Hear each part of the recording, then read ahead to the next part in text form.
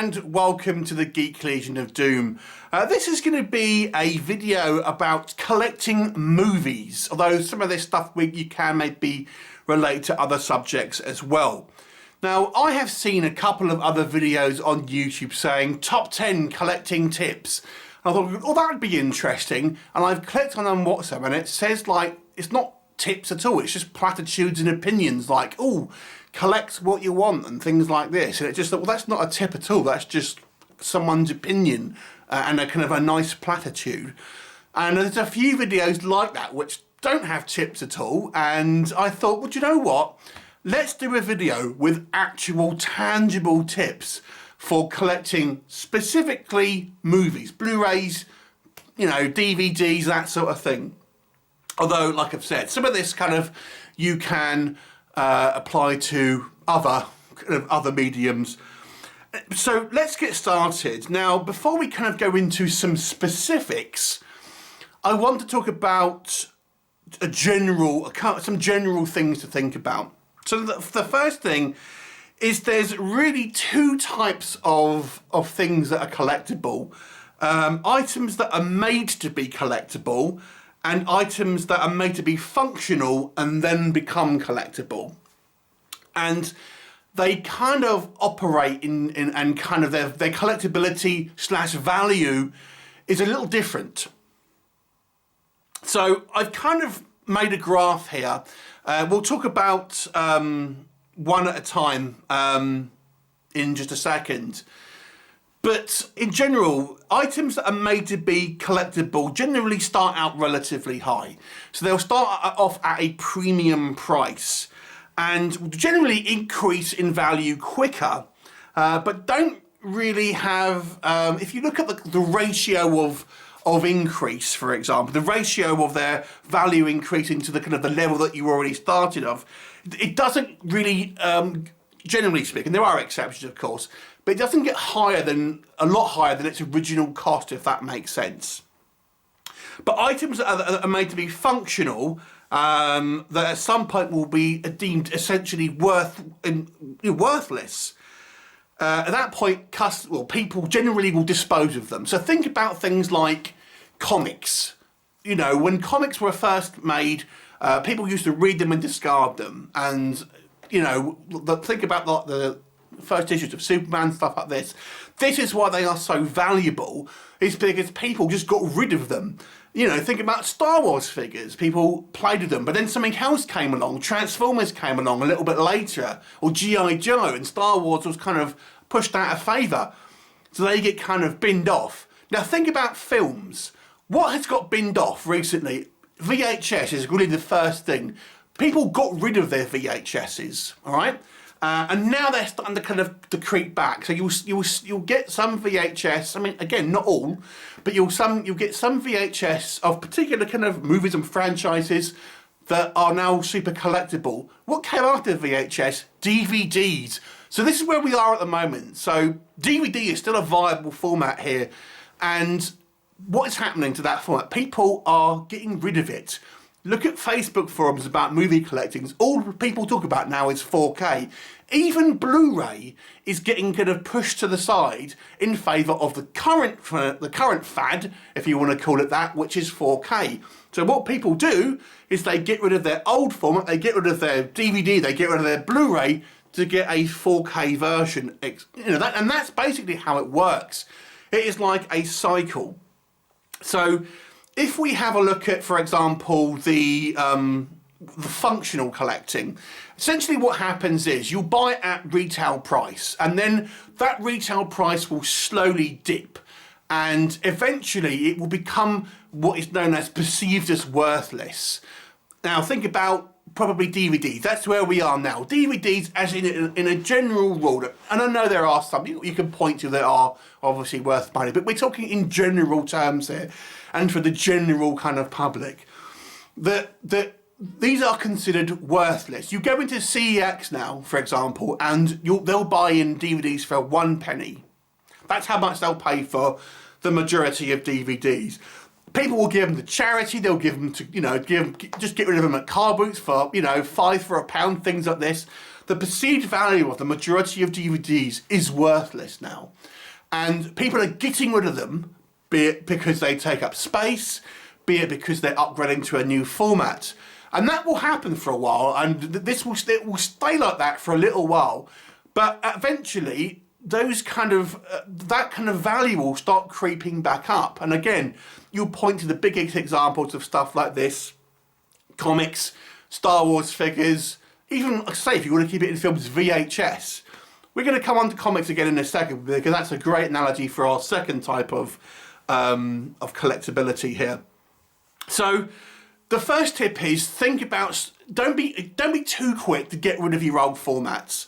I still try and buy DVD steelbooks when I see them. I don't have the room just to put everything, every movie and stuff like that. But if I see a nice edition on DVD, I will buy it. And I'm certainly not going to be getting rid of what I have got already. So don't be too quick to get rid of your older formats. And that includes Blu-ray and stuff. I know people want to get the 4K and stuff, but just think about that. So the second, what we've already touched on, is things that are made to be collectible. Now think about the comic book market again. So the comic book market, in the 90s, this is what the publishers did. Oh, comics are sort of the thing that's collectible. So they made variant covers, they made things that are going to be collectible. And then think about, again, Star Wars figures is the other good example. After the initial kind of wave went, they made these, figures and stuff like that for the kind of like the special editions when they came out, and the prequels, etc. They made these things knowing that collectors would buy them. And ultimately, they never really get that bigger value, that bigger kind of like increase. So you kind of need to be ahead of the curve to a certain degree, and think about stuff which is potentially going to be more collectible in the future, not so much which is made to be collectible right now. I mean, and that stuff still has its value, but it never really goes kind of too over the top in most cases. So if you look at the kind of the lifespan of something which is made to be collectible, it increases in value quickly because there's a huge demand for it, because it's made to be collectible. So the increase is actually quicker, but it never really goes, it never goes super high in most cases. And when it actually decreases in value over time when the new format comes out. So I wanted to think about, if you're looking at it in films here, think about steelbooks. The older steelbooks, like for example, one of the kind of the most sought after for a long time was the Iron Man Future Shop edition, which was one of the first Blu-ray steelbooks to come out, and that was hundreds of pounds once upon a time.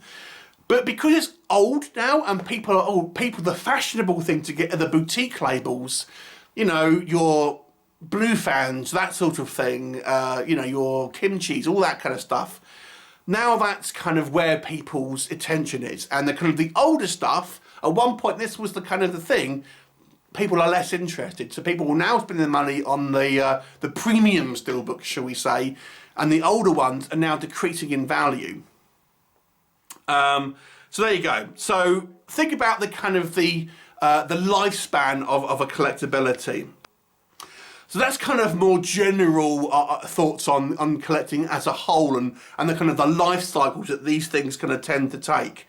So now we're going to talk about some more specific things that you can do to find bargains and also find hard to find things as well. Okay, this is, if there's one tip that I would suggest, this is going to be it to find the bargains. It does involve a little bit of grinding, I won't lie to you, but I want to show you some examples before I tell you what I did of how to get this. Now, it does involve going online.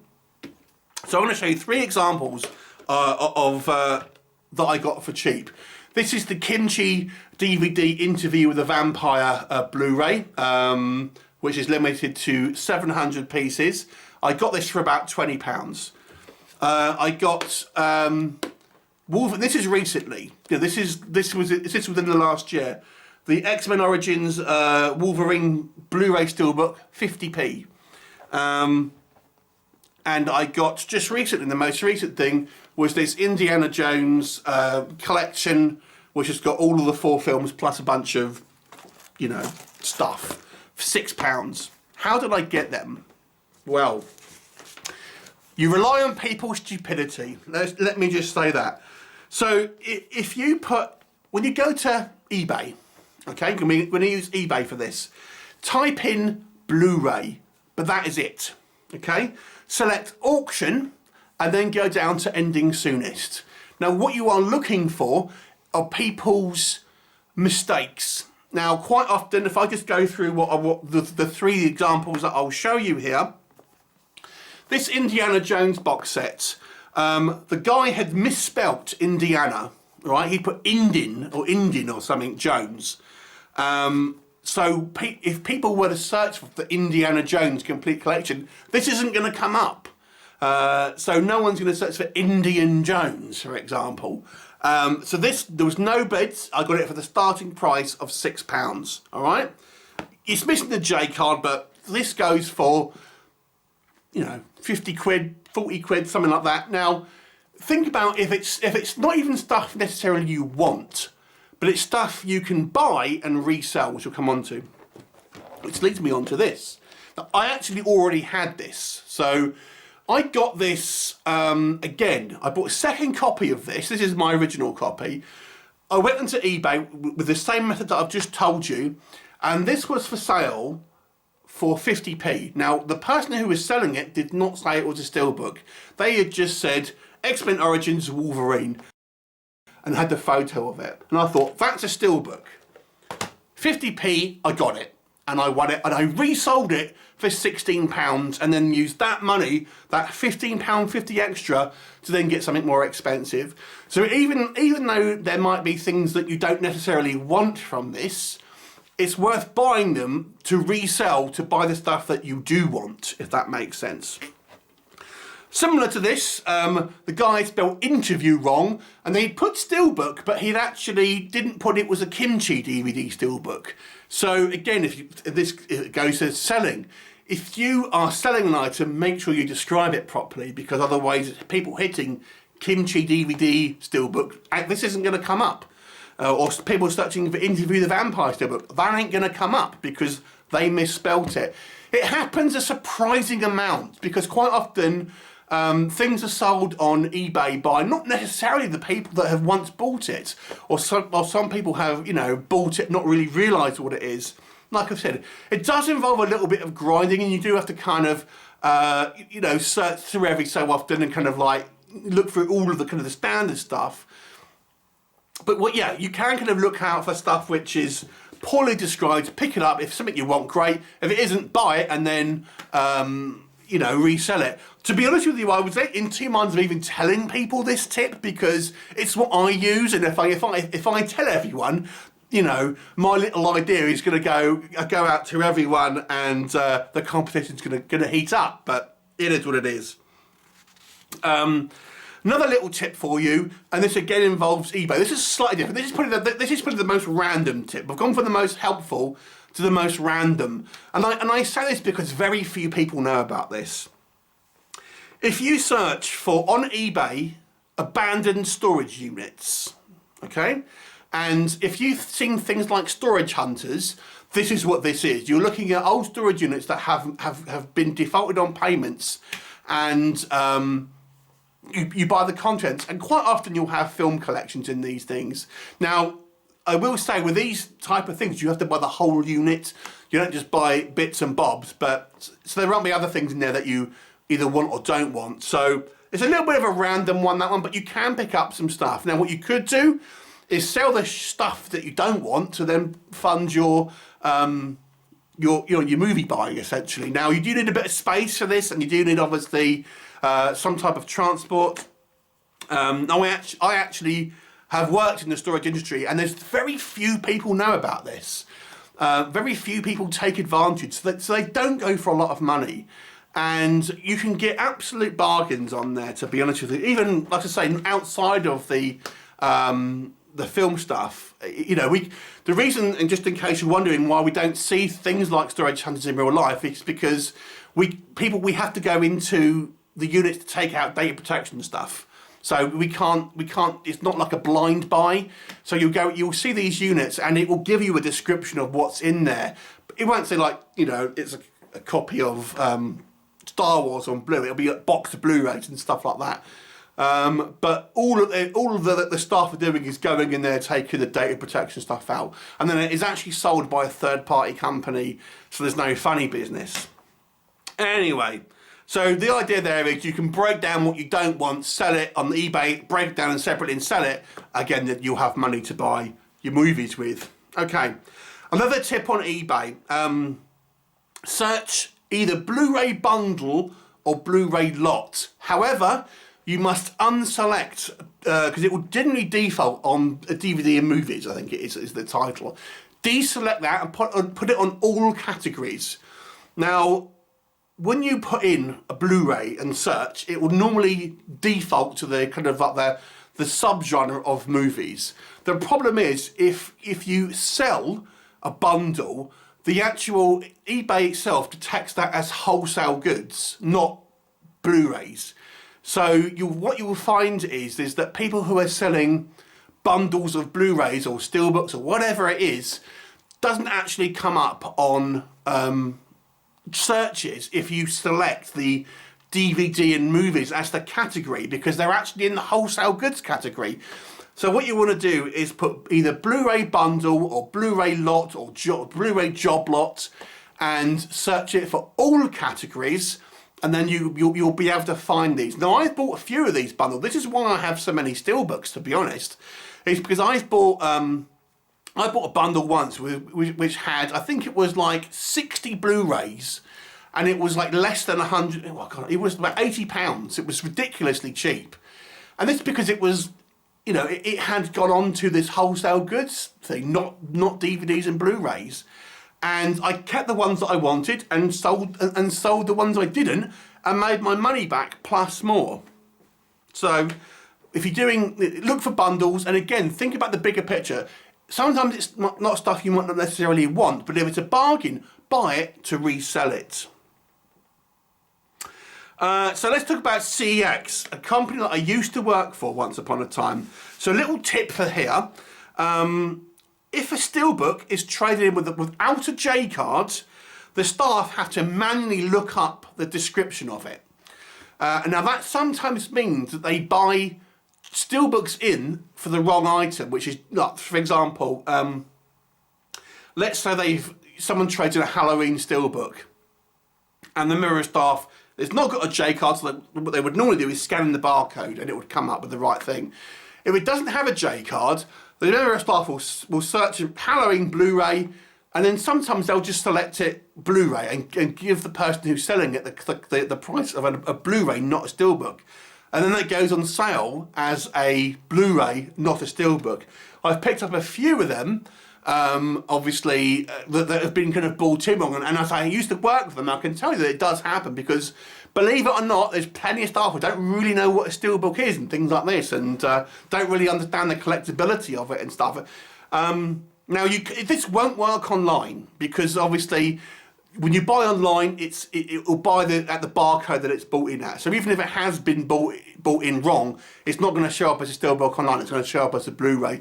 So this is a tip only for when you're going in. But it's just worth looking at the steelbooks and you know, seeing if they've been bought in correctly. Buy them, and if you don't want them, resell them. Here's how I would suggest look for harder to find things, especially if they're from other countries. Don't just use your own country's website. So don't just look, for example, on amazon.co.uk. Look for amazon.de, which is the German one, or amazon.fr, which is the French one. But also things like Fnac, which is their French-specific website. You'll be able to get a lot more than you can find in your own country if you are able to look at other countries' sites as well. Now, there are certain companies that won't send abroad. For me in the UK, for example, I can't buy from Best Buy. But a lot of the companies do, so, you know, it is worth having a look at. If an item was on sale, now, again, I used to work for CEX, this actually happened from the staff. So let's talk about Black Friday, right?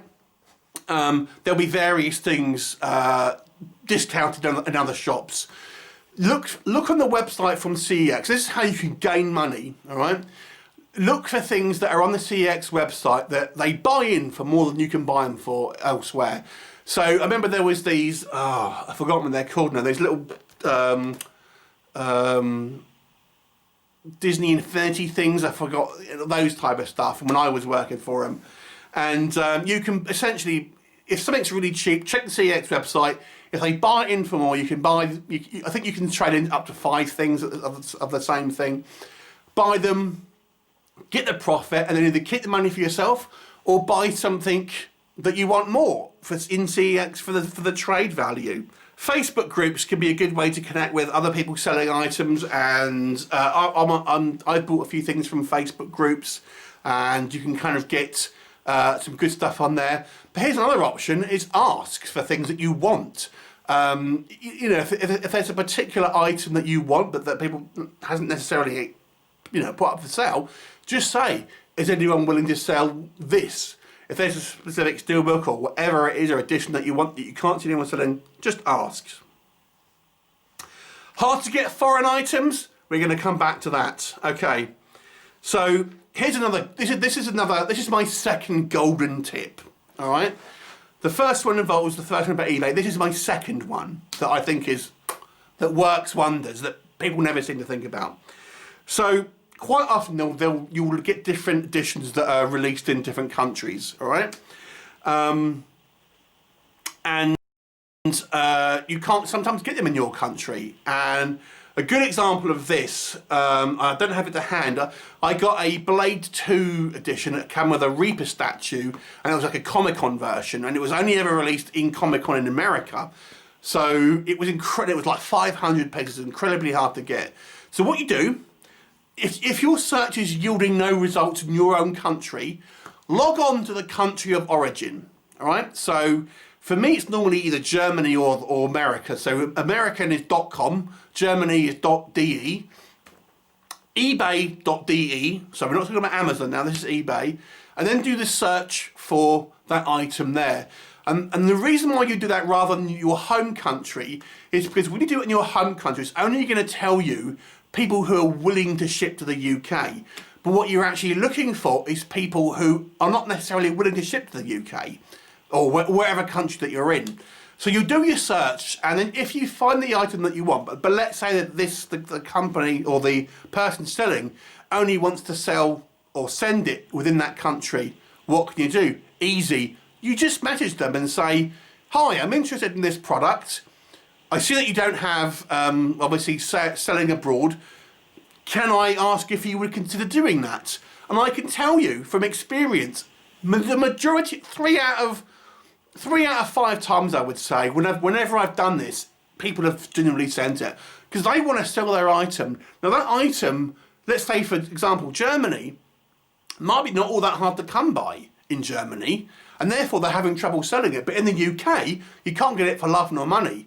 So if you're saying to this person, I'm willing to pay you the price that you're asking, plus whatever postage you deem, you know, you're not asking for the same postage necessarily. How much is it going to cost me for you to send it to the UK? You've still got to go to the post office and send it off. I'm happy to pay the difference, but I want that item. So you'll get those hard to find items that are in other countries and like generally speaking that are, you know, you just can't pick up. So again, you can pick up kind of your rarer items that are difficult to get, and that's exactly what happened with my Blade 2 box set, because it only ever came up a few times on eBay, and there were only American sellers who only wanted to sell to America, and I messaged about, in this instance, I messaged about 3 of them. 2 said no, 1 said yes. I got it, and now that thing is worth bank.